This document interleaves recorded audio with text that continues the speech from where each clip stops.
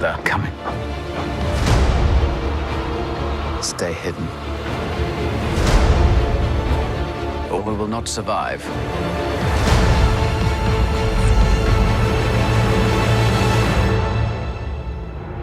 Moses, how are you doing today? I'm doing really good. How are you? I'm really good. Such a pleasure to talk to you. First one, your agent or whomever it might have been approaches you and says, hey, guess what? They want you to play a villain in Star Wars. How quickly do you say yes to that kind of opportunity? It was actually Deborah Chow, and I remember us being on a Zoom together, and I thought I was actually going to do some other form of audition that day, but she was actually just there to tell me I got the job, and I don't remember saying anything. I think I said to her, okay, cool.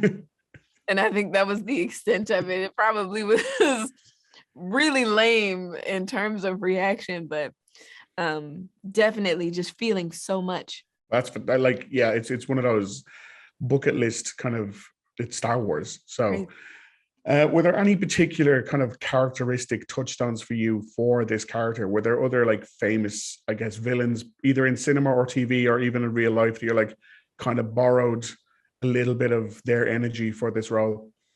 Not really.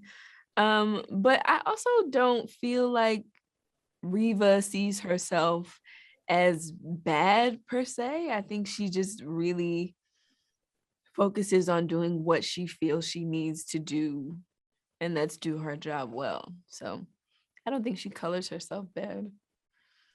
And for the action scene stuff, are you someone who's like, get me in there, I will do every stunt myself, I'm down for that? Or are you like, no, we've got stunt people for this and that's okay, they can do that for me? Listen, we trained for a long time, and so when we got to it, I definitely wanted people to see all the work that I had done.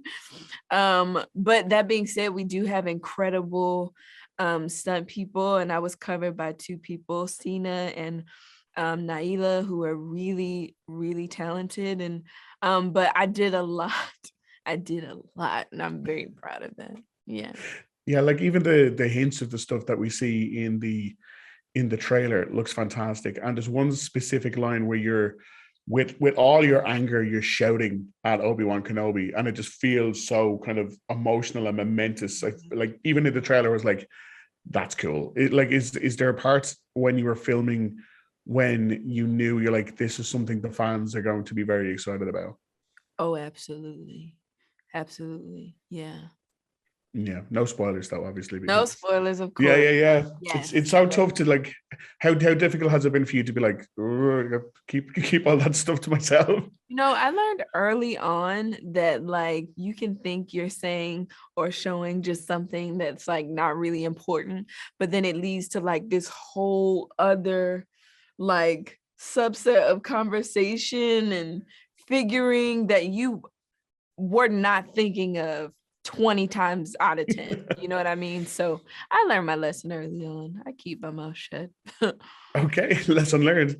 Yeah. One last one, if that's okay.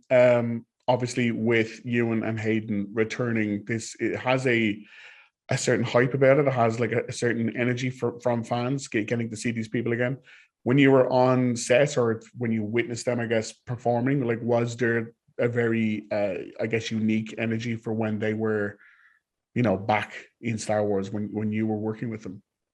Oh, for sure. We worked with so many people on set who like are lifelong fans of it. And so the energy was palpable on set when either of them were walking around. It's like people are just so excited to be in the midst, and in the midst of the two of them near one another. My goodness, it was crazy. Fantastic. Moses, thank you so much for your time today. Thank you. Thanks so much. You can't run Obi-Wan!